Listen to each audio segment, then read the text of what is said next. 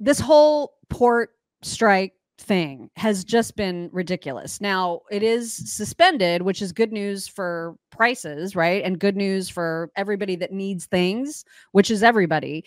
But the fact that we are where we are is just so ridiculous. And we're going to just rewind a little bit before we get to the Bret Baier breaking the news that the strike is suspended for now.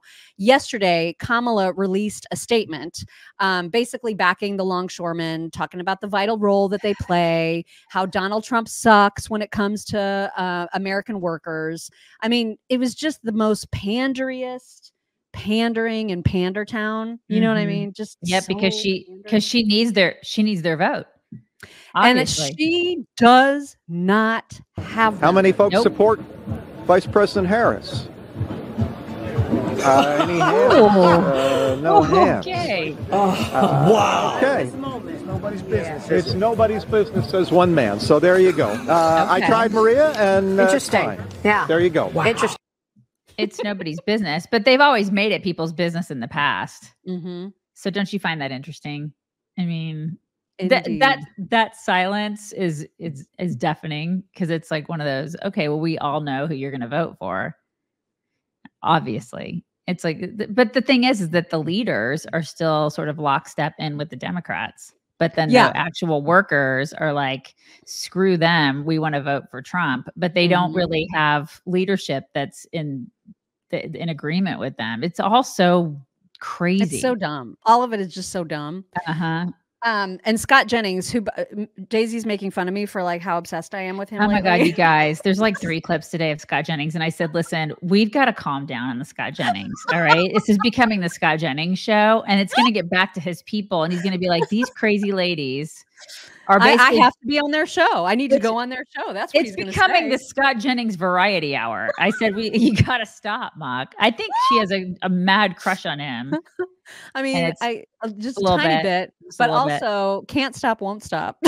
At least not today, because I've already built them into the show. All right. It's becoming a little crazy. So it is a little crazy, I will admit. But Scott Jennings did have a comment about Kamala's support, or at least releasing a statement about the longshoremen. Here he is. Okay, the dock workers, the longshoremen have launched a strike. I feel like we're not talking about this enough, especially since the head of the union, Doggett, goes on television and talks as though he's a Batman villain and threatens to cripple the world's economy if he doesn't get everything he wants, which is a massive, massive, massive increase in pay. This will create world chaos, just as he promises. And who threw in with the chaos today but Kamala Harris?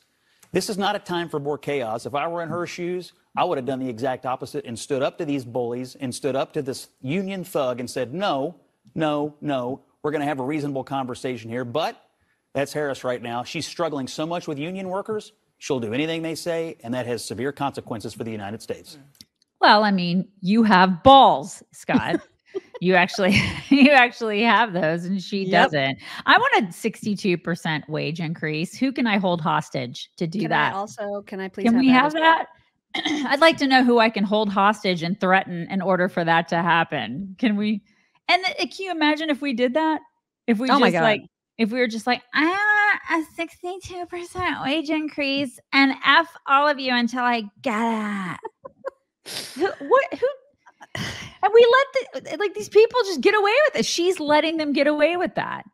She's treating them like the toddlers that they, in a bad parenting way. She's a terrible parent, and she's treating them like toddlers, like being a bad parent.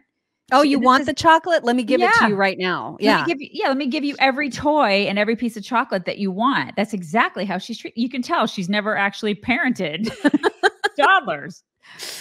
Well, exactly. And so as this was going on yesterday afternoon, there was this beaming light that came from above in the form of Governor Here we go. DeSantis. Here it is, y'all. Here it is. And as always, as he does with every single issue there is to tackle, he led, and he came out in front and had a total plan, everything coordinated. He figured out exactly how he was going to save the day. And he was like, we're not putting up with this. We are not doing this. He said, disrupting the distribution of food, equipment, supplies as the Southeast U.S. recovers from Helene is unacceptable. Floridians need a reliable, steady supply of resources and building materials. And therefore, here's what we're going to do. And he listed out all of his plans in a tweet. And then he also obviously gave a little press conference about it. At my direction, the Florida National Guard and Florida State Guard will be deployed to critical ports affected to maintain order and, if possible, resume operations, which would otherwise be shut down during this interruption. Florida Department of Transportation is coordinating calls with seaport rail and trucking partners to ensure that all are prepared and positioned appropriately to limit disruptions to the supply chain and other areas should this continue.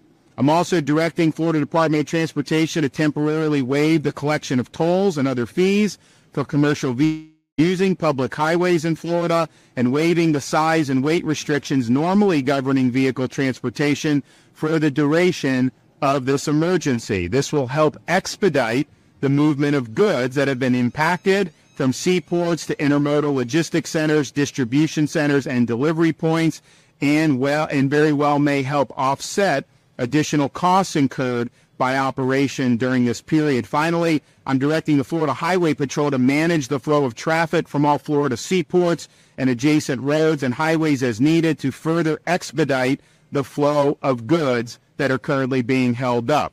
This will include the provision of law enforcement escorts for commercial motor vehicles by FHP officers upon request. And I would say that this is something that would have significant impacts on the nation's economy anyways, but to have this happen in a way that could negatively impact people that are reeling from a Category 4 hurricane, that is just simply unacceptable. So it really is incumbent upon the Biden-Harris administration to do everything in their power to ensure that these goods are where we need to be, that people are not left hanging out in the cold waiting for these goods if they're sitting in the ocean somewhere and they're not being able to be used here in the state of Florida or in Georgia or North Carolina or where people are going to desperately need this. We need to accelerate. We have no time for delays. Biden-Harris has a responsibility to stand up for the storm victims, stand up for the people who've had their homes damaged or who've lost their homes, and make sure they have what they need to get back on their feet. He's the guy in school that was in a group project and he's like, just let me do it. You guys are losers. Yes, he's so him. You guys remember, there's always one person that did every group school group project. Yes. He was that guy. And he's just like, just step aside. You guys can't do this. Freaking morons. Yeah. I mean, he's got a plan. He puts it in action. He just does not F around. You know what I mean? Like when there's a problem to solve, he solves it. Totally. And it's and honestly, everybody who runs for office and wants to have that leadership, they want to have that role, they should be like him. Yeah. I don't know why everybody just doesn't follow his example. Right. Or step aside. If you can't do that, especially the president and the vice president, if you can't do that, GTFO. Exactly. And the memes, you guys, so there was this one. DeSantis is about to F this guy up. Which I love it so much. So great. But this was my favorite because that cartoon version of Daggett is so perfect, where he's saying, we're going to on strike and shut the ports down during recovery from a natural disaster. And DeSantis is like, no. You're not going to do that. Here, look at my balls. Look at on my watch. Yeah, they're bigger than yours. And then later on in the day, then this happened. And I think it's because of DeSantis. Breaking tonight, we're getting reports union workers have reached an agreement to suspend their strike until January, telling our Alexis Adams on the dock there that the strike is over. One of the delegates saying that the ILA union notified all workers that an agreement has been reached and that port workers must report back to work tomorrow. We're being told that a final deal will have to be struck by January 15th, giving a lot of time here. Otherwise, the proposal for a 62% wage increase goes off the table, but it seems like for the interim that this standoff with ships off the coasts of these ports will come to an end. Until January, at which time a new president, whoever that president's going to be, has to deal with their bullshit. Right. I mean, there's a lot of rumors floating out there. I saw even people in our locals and insiders going, I'm hearing rumors that Vance had something to do with this. I have not seen any evidence to suggest that JD Vance had anything to do with this. People are saying or giving credit to Mayor Pete. People are giving credit to Biden Harris. I don't know what actually got this suspension of the strike. I haven't seen Pete at all. I haven't. He was out. He was like making comments yesterday. Oh, that's okay. He like did that in between chest feeds. Okay, that's nice.